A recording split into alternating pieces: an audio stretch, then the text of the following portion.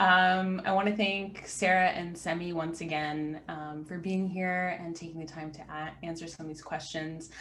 So I do have some questions here that I'll ask, and then I'll throw it over to audience questions. So thank you. Welcome, Sarah and Semi. Hi. Hi. Hey.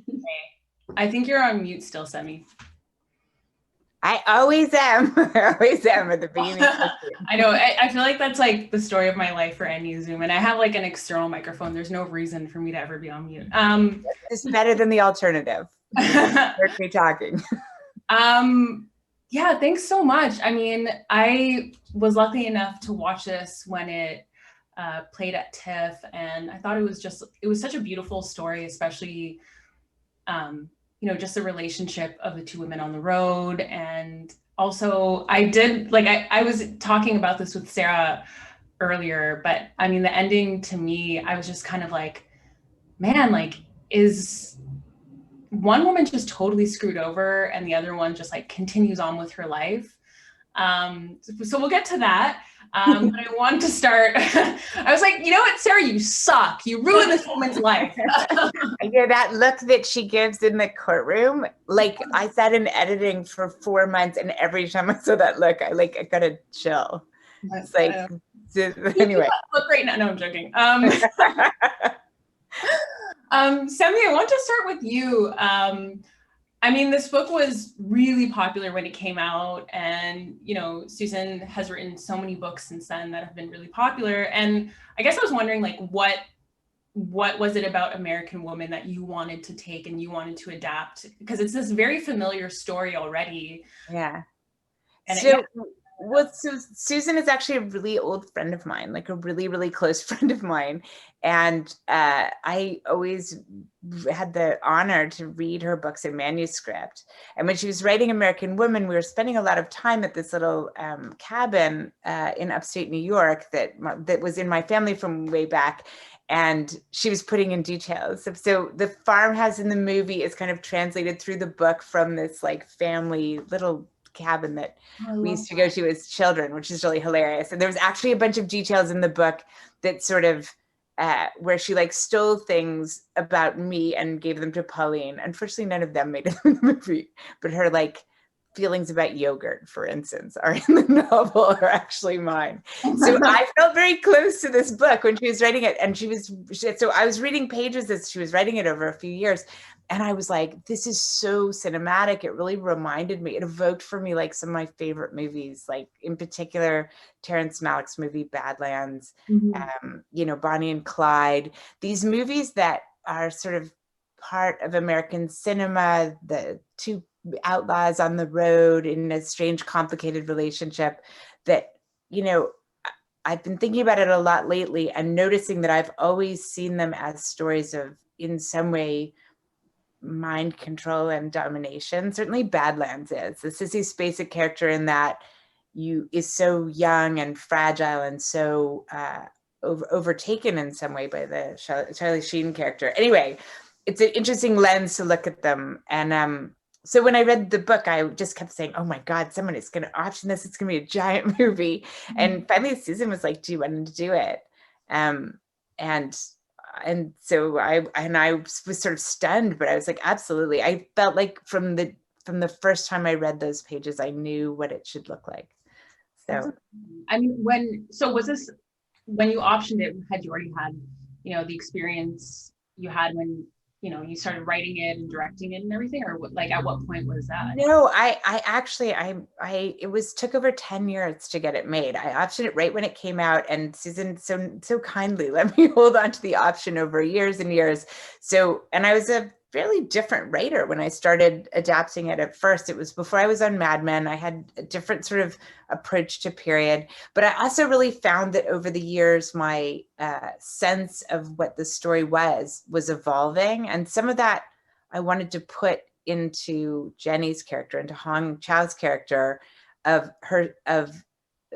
she's really, her mind has changed over the course of the movie about what's going on with Pauline, with Sarah's character.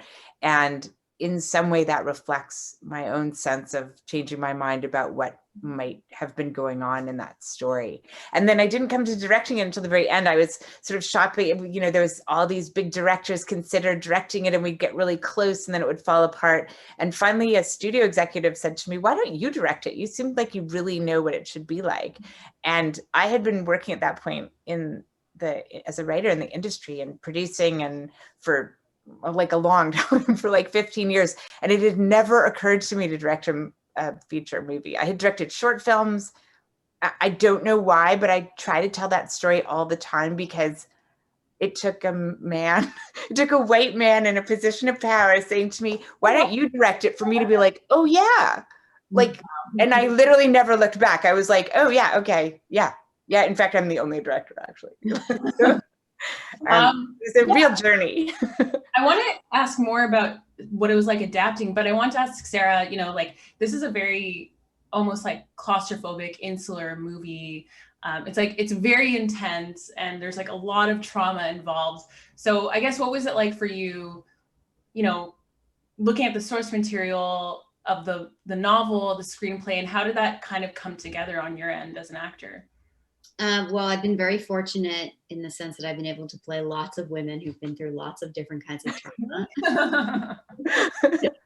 So I've actually done a ton of research on trauma, solitary confinement, the effects of trauma on the brain, lots and lots of stuff like that. But you know, I know the Patty Hearst story is very famous, but I didn't really actually know that much about it. I knew nothing about the SLA. But what I was so kind of drawn to beyond the intensity of the character was really that the story between her and Jenny, and even though they're coming from these very intense situations, they have this kind of beautiful relationship and this kind of moment of freedom as they drive across the country together. And it's that kind of reprieve from the trauma that I thought was really interesting. Yeah, and I mean, it is, I mean, so much of the source material is kind of, you know, loosely based on, you know, Patty Hearst and everything. And I guess, Semi, what was that like? You know, you mentioned a lot of your experience as a writer has been, you know, on television, and, you know, this is totally different. So what was that like, taking a book you knew very well from someone that, you know, you knew quite well, based on something real, and kind of taking those real bits and translating them onto screen? And also it being an indie feature, like it's not, I mean, I'm sure it's a whole different world than, you know, television, and having so much different access and everything. So yeah, I'm really curious about that. Yeah, that's a great question. I mean, it was a strange process. In part, I wanted to embrace the fictional aspect of the story. Obviously, Susan did lots of research, and the character of Jenny is inspired by a real Asian American activist who was underground and who ended up, you know, traveling with Patricia Hearst. But oddly, like, because she wasn't one of the kidnappers, neither of them testified against each other. So there's not a lot known actually about what went down between them.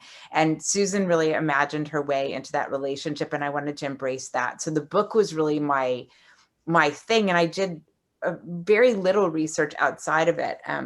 Until the very end, I had to do a bunch of legal research, but I got to know that book. It's funny because Susan always says, like, she spent like 5 years writing the book, and I spent 10 years like parsing it and pulling it apart and looking at every scene and trying to get as much detail from there back into the movie, because a script is a strange paring down in an adaptation, right?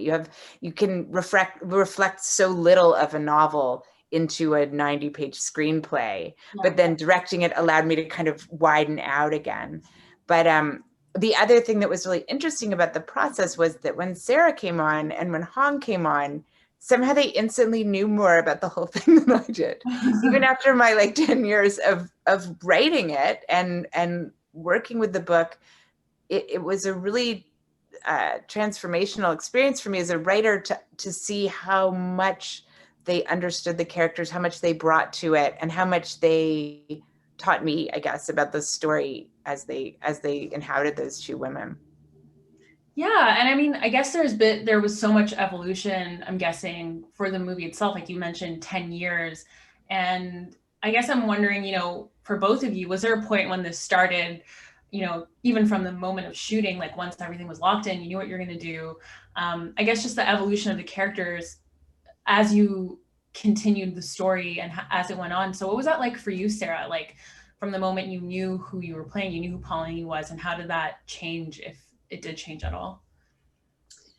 Well, there's so much ambiguity, I think, about the character, and so much ambiguity in the kind of Patricia Hearst, story of, what really happened and what happened to her. And so you kind of come on and you have to make decisions, because no actor can just play ambiguity. But one thing that was really great, and Semi really indulged in me with, was that when I did, come on to do the movie, it's an indie film, so it wasn't like we knew exactly when the start date was going to be when I came onto the project. But when I was in LA, I would meet up with Semi and we would read through the script together. And I find that process really helpful. Just hearing it out loud and talking about each scene with the director can be, it's just so great on so many different levels, because you learn how you learn how you communicate with each other. And you kind of, you have this really kind of private, wonderful, focused time with the director, who's usually so focused on everything, to really just focus in on this one character and the one perspective going on in the movie. And by doing that, we had a lot of, conversation, and a lot came out of that, I think, for me. I hope for Semi too, but for me. Oh, for sure. I mean, and then you get to set and you have a little bit of a shorthand. It's like, remember when we talked about that thing? Yeah, right? Like, it's like, which is what you need when you're shooting fast. I mean, to me, that was like the hinge point, going from being the writer to being the director. And it really was like a good sort of ritual that because as Sarah said, it came months before we knew for sure that we were shooting, but to sit with my script and talk to the actor in it and talk through every word. She made me read every word, including like sometimes her dialogue. She didn't care who was playing what part. We just had to read every word. So it was a great thing. And then I met with the cinematographer and I made him do it too. And so we sat and read through the whole thing as well. It was like, in a strange way, the best way to make me stop feeling like the writer of it and feel like the director. Yeah. And I mean, again, like based on what I was talking about with Sarah before we started this, I mean, it's really easy, like looking at the story, if you just hear the story, knowing like, oh, this is right, this is wrong, this is, this person was manipulated, you know what I mean? It's just like, there's so much complicated, like you really see the motives behind what people are doing, whether it was right or wrong. And I guess for someone like Pauline, what's it like creating this character where, she has everything, and she goes into this world and it's kind of like she's dipping her toes into this world. Like she can lead, like, do you know what I'm trying to say? Where it's just, it's this very complicated, nuanced take of, in my mind, someone who like kind of sucks in a lot of ways. So I mean, yeah, I guess I'm wondering, like, what were your thoughts on that? And there's another really great question here from one of the viewers, but I'll start with that, and I guess I'll dip into the next question. Well, there's obviously been so much written and so much said about Patricia Hearst, and I, in my own research, I read her biography, and I read Anyone's Daughter, which was a great book that Semi had recommended to me. I watched documentaries about it. I did a lot of reading, and something that really struck me about the case, and kind of so often does whenever I'm playing a woman from the past, is that a lot of men have a lot of things to say about this person. Yeah. And then when you strip that opinion away and you look at the woman and you look at who she is and you look at what she's been through, I all of a sudden can just develop so much empathy for what they've gone through when you strip away the public opinion, and when you strip away a patriarchal opinion or gendered kind of lens when you're looking at that character. And right at the time that, I think that I came onto the project, Patty Hearst had just shut down another movie that was being made about her, produced by Jeffrey Toobin, based on his, really exploitative documentary series. We all know what happened with him. Yeah. And we all know what happened with him. And she wrote this article, she wrote this statement, and it was out on Deadline, and it was basically just about, and one thing that really struck me in her statement about it was that it's about, she was just talking about that film and how it was being made by men, and it was being made from this really exploitative perspective that she had kind of been subjected to her entire life. And it was that kind of also coincided with the height of the Me Too movement. And so it really just, all of that kind of really helped me find a very, human, the humanity behind her story, which I think is a big reason why I wanted to kind of step into that role and kind of show this other side to her. And it's funny because when we talked about it earlier and you talked about the end of the movie and you're like, this poor woman, this Jenny character is just kind of, what is left of her life and what happened to her. And in reality, yeah, it's really true. There's this big Patty Hearst story. We all know who Patty Hearst is. Nobody knows who, Wendy Yoshimura is. And they spent a significant amount of time together.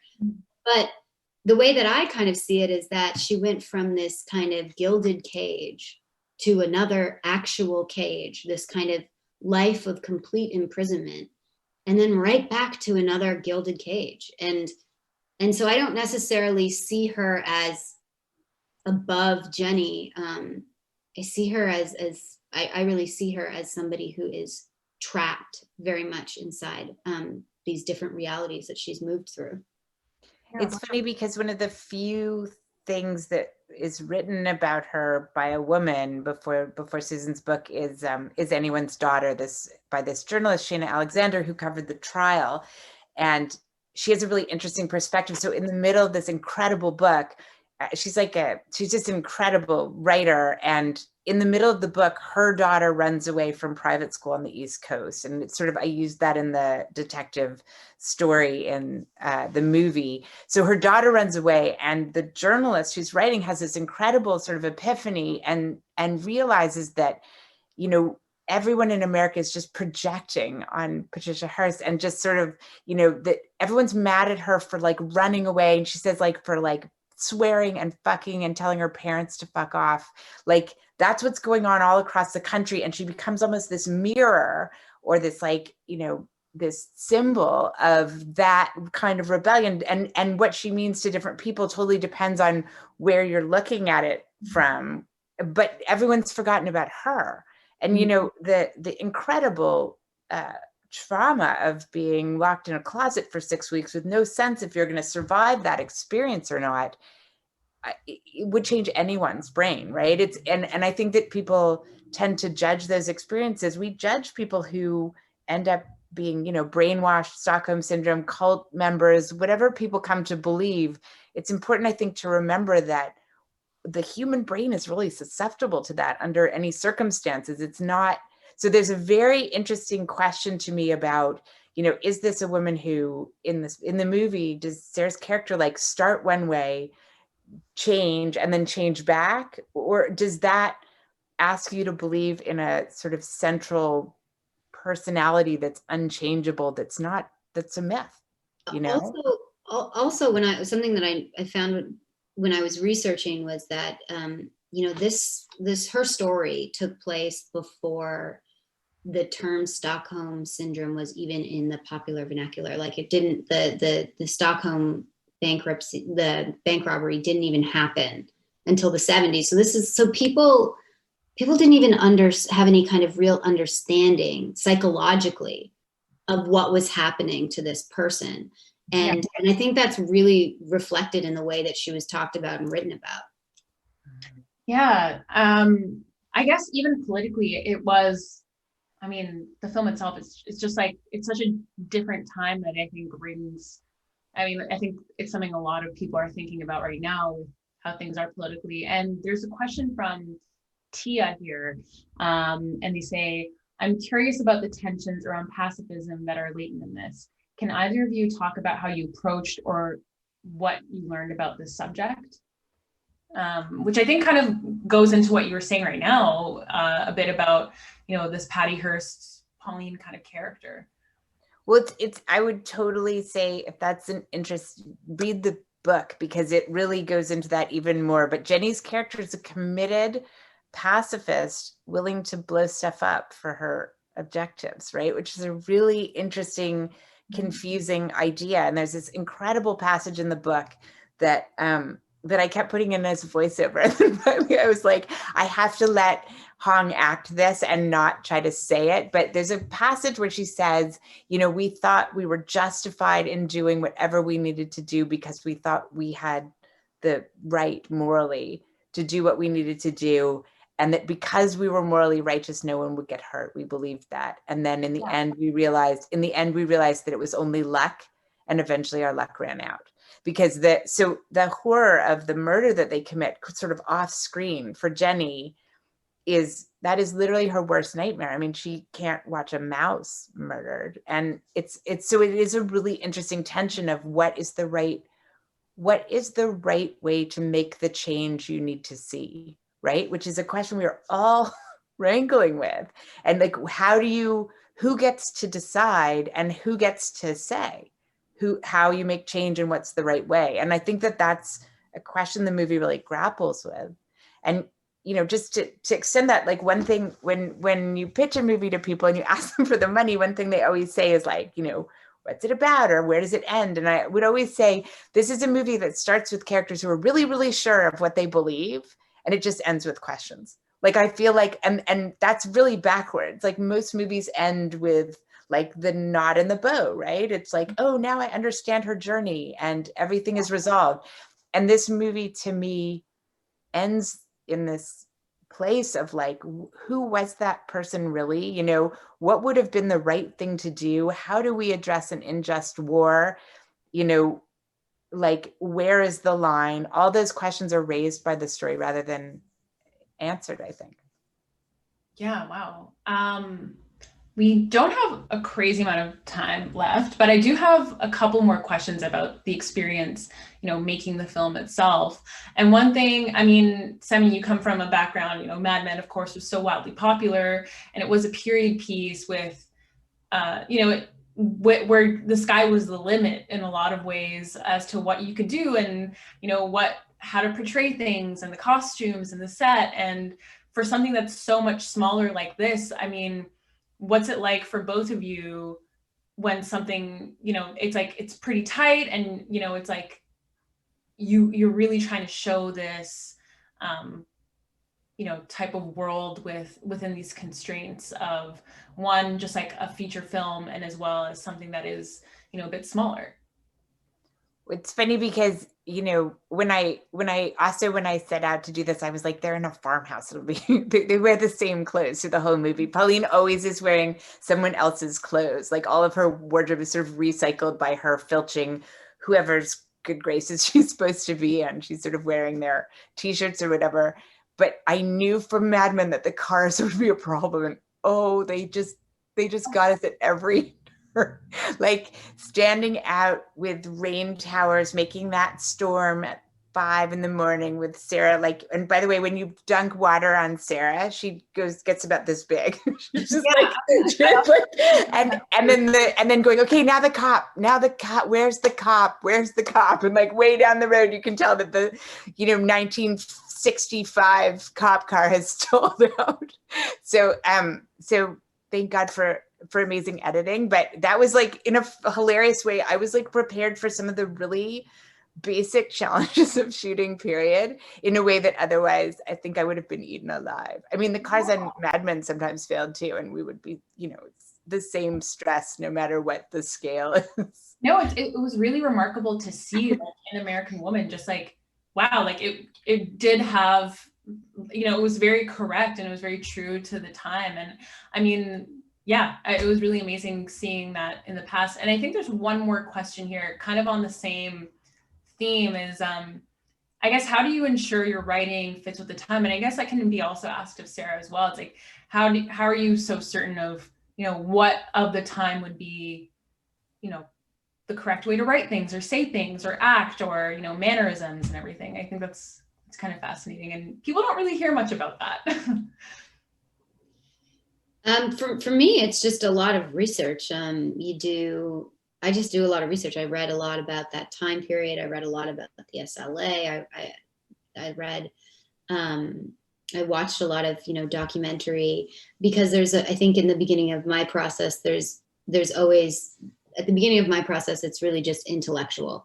It's like answering questions, understanding, intellectually, what world am I in, and how do I behave? And one thing that I did was I listened to all the Patty Hearst tapes, which was really incredible. You can listen to them all.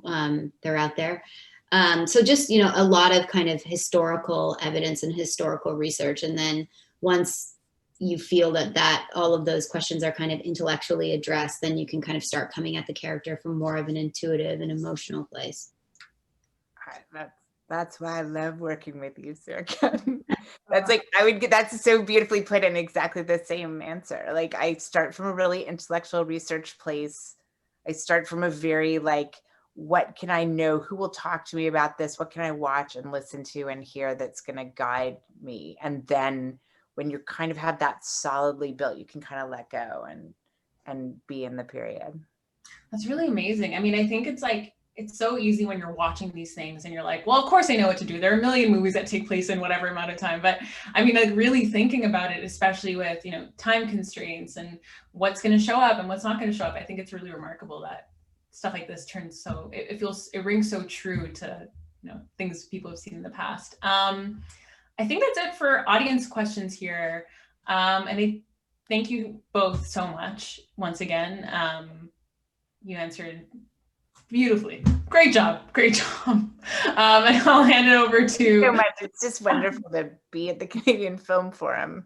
I know. So it does feel so weird, I will say, like, talking to you guys in these squares. I'm not, like, I don't know who's out there at all. Like, I feel like I'm in my room. Fans, all fans. And I'll pass it over to Charlie Kyle. Thank you so much. Well, thank you, Sarah H. And I make one comment. While you were talking, especially this occurred to me, and I thought, what a tricky proposition this film is, especially in the latter part, because you're dealing with trying to build a relationship between someone who is to some degree still opaque to us and whose motivations can't be fully known because, as you've pointed out, she may not know herself that well, and what herself is keeps changing. And I thought the scene that was really pivotal for me, and maybe you just respond to this for a moment, because I know we're supposed to be done, but I always like to get a question in if I can, was after the shooting at the grocery store, and then they're in the car, and it's a beautifully shot moment. And the way it's filmed is such that you only see the two women. Really, they're the only expressions that you see, and it alternates between them. And you realize that this is kind of the moment where they are going to, come together in a way that is going to be their story from that point onward. And it's done really subtly, but it's still with that tension of not really, the whole point is that she can't really know what Pauline's role was and what happened there. I just wondered if you wanted to talk about that at all. Yeah. I mean, I just want to say that, like, it was such a hard role, right? That role of Pauline. And I was sitting on my couch watching Alias Grace, and I literally like leapt up and spilled my cereal and was like, oh my God, it has to be Sarah. I'd known Sarah since she was a teenager. She was on my first show. And, but I was, because it has to be someone who is both completely enigmatic and completely unreachable in her mystery and super warm, right? You have to also like want to like hang out with her and not have her feel cold, right? Because that's the thing that Jenny's character is like, well, wait, I want to be with her all the time, right? She is the most fun. She is the most interesting. She's so magnetic. And yet I keep reaching and you can't kind of get a hold of it. So that was how I hoped it would be. And then Sarah just perfectly realized that. Sarah, do you want to say anything? I think it was, for me, the focus was so on Jenny, because I also think that, you know, she is this kind of this person that comes into this very, very, very intensely closed off world. And all of those questions that she was kind of asking of me, I was desperately kind of searching for in her at the same time too, because I didn't know if she was going to maybe save me or not. And I think that that's where I think a lot of the tension between the two of them kind of plays out. It's interesting because the scene where she, right after that, where she throws her in the car, she's saying, get in the car, get in the car, get in the car. And Pauline's resisting and saying, no, no, no. And then they're driving away and she's crying and Ron's chasing them, is actually, it's in the book, but it also is really informed by someone who told me a story about being in a relationship with an abusive person. And someone basically caught wind of it, drove over to her house and knocked on the door and then said, you have to come with me right now. You have to come with me right now, right now, right now. And that she was so terrified if it failed, right? The failure, the being re-caught, the being, you have to get it right, right? And I feel like that's where Pauline lives in almost every scene, is that if she's wrong, you know, Juan in the book is telling her that he can read her mind, and that if she thinks about being rescued, he will kill her whole family. And so, and you know, you think, oh, well, I would know that isn't real if it was me, but you wouldn't, not after 6 weeks in a closet with a blindfold, right? So that needing to, and I think we ask too often of abused people or people who have been in some way entrapped in some kind of mind control. We think that facts will change their mind or events will change their mind. And that is not true. Like QED, right? And so I think we need to learn to think again about how people change their minds. And it does not happen by being presented with sometimes even escape. Oh. All right, well, as always, this has been wonderful. Thanks to Sarah Gadon, our North Star, and to Semi Chellas, and to Sarah Hagi. And thanks to you, the audience. I want to apologize one more time for the delay. I do now fully believe it was worth it. I mean, we didn't want it to happen this way, but we're glad that everyone stuck around. And there were technical difficulties that required a lot of work behind the scenes to correct. And I do want to thank Jimmy Vuong, Rola Tahir, Max Hazen, and everyone else who contributes at the back end to make it work, because it really was a bit dicey for a while there. And I appreciate also our three guests for being absolutely stoic. And I said, you know, someone was asking me in the chat, not an audience member, but someone from, you know, are the guests okay? And I said, they are so chill. So that's another pandemic positive of doing this on Zoom. Right? So thanks everyone for an informative session, for complete graciousness. And I just want to point out, I will say that we have a lot of, Sarah was saying, how's the Canadian Film Forum been going? And I said, well, it's been wonderful so far. And we have a lot of things in the works, but I can't say what films are coming up because we haven't verified them yet. But just be aware that we have at least 4 films that we are planning, as I speak, to bring to the Canadian Film Forum. And I do want to mention one event that we have verified for a date, and I apologize in advance for the way I'm probably going to mispronounce this name, but Suvankam Thamanvongsa, who is the Giller Prize winner this year for How to Pronounce Knife, will be a guest on March 4th. We will be having an event tied to that book, and that's certainly something I'm looking forward to. And I hope you will all be as well, and will join us on March 4th. And keep your eye on your, whatever part of your computer will tell you what happens with the next Canadian Film Forum, because we have plenty to come. And so thank you again to our guests. Thank you to our audience. Thank you, Sarah Hagi. That was Thank you. so much. I mean, it's Bye.